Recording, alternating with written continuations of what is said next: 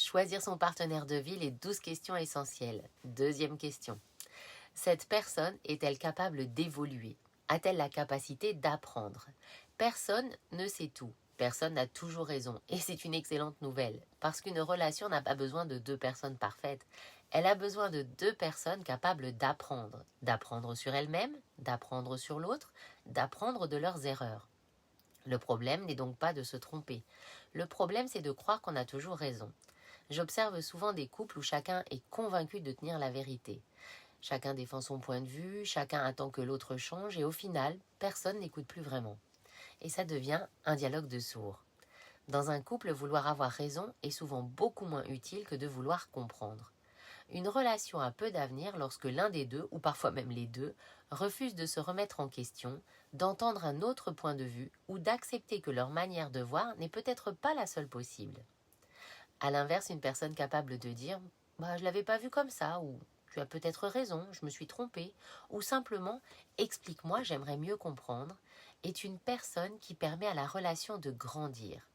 Mais j'aimerais ajouter une nuance importante. Vouloir évoluer et être capable d'évoluer sont deux choses différentes. Beaucoup de personnes souhaitent sincèrement changer. Elles comprennent leurs mécanismes, elles prennent conscience de leurs blessures, elles savent parfois même exactement ce qu'elles devraient faire différemment. Et pourtant, quelques semaines ou quelques mois plus tard, elles se retrouvent à réagir exactement de la même manière. Pourquoi ?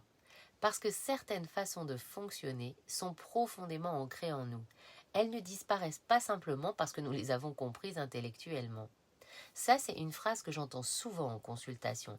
Je sais pourquoi je fais ça, mais je n'arrive pas à faire autrement.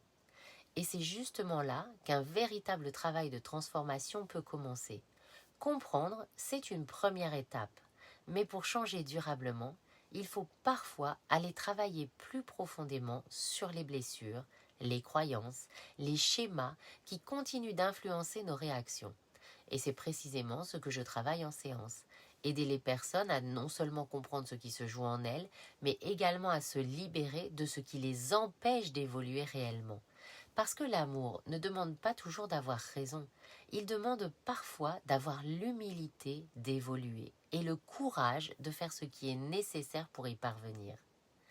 Dans la prochaine vidéo, nous aborderons une troisième question essentielle. Cette personne est-elle émotionnellement mature ? Parce que grandir, ça n'est pas seulement apprendre des choses, mais c'est aussi apprendre à se connaître soi-même.